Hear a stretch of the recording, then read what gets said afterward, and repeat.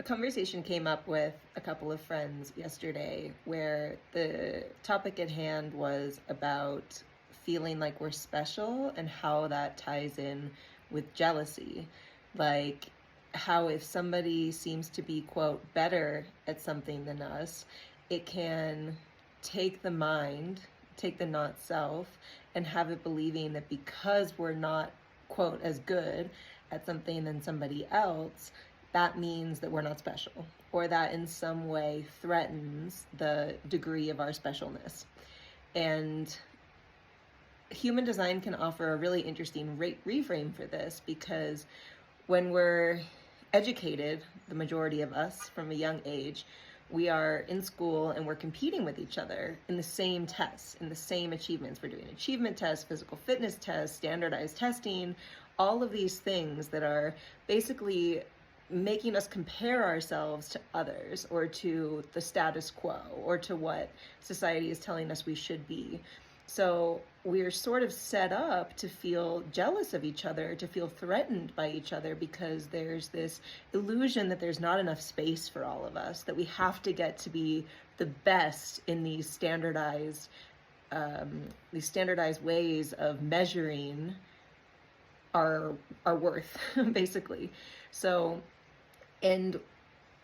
this is like kind of going back to the very beginning, because if we were to have education systems that were, instead of pushing us all to the same metrics of success, or of what is worthy, what is acceptable, what is good, this word good, then instead of pushing us all to be the same, it would be nourishing our uniqueness, and it would be helping everyone to come in to their own and to who they are. And I mean, in a totally ideal world, if we had human design when we were raising children and when we were educating children and they were being educated according to their designs, they would never have this level of,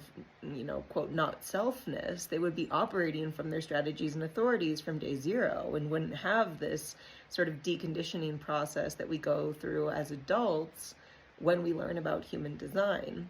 So this is a long-winded way of saying, it's like right now there's this kind of, if you're better than me at something according to whoever, then that threatens how special I am. And I need to continue to push and prove myself and not know when enough is enough to get validation from society that I am going in a good direction and I know what I'm talking about, right? Whereas if instead of, we can kind of reframe special to unique or to differentiated, because if each of us is just being ourselves with love and with acceptance and with trust and with just being who we are and showing up in the world the way that we came here to show up, because nobody else ever can. Nobody else can be you the way that you are here to be you. And why would anybody else try, Like, if each of us are empowered to just be ourselves, then it doesn't matter what role everyone's playing, because there's no more comparison. We're just ourselves. And that to me just feels like such a hopeful reframe on this, because jealousy only comes when we aren't in full love and full acceptance of ourselves. And all of us have been taken away from that. So this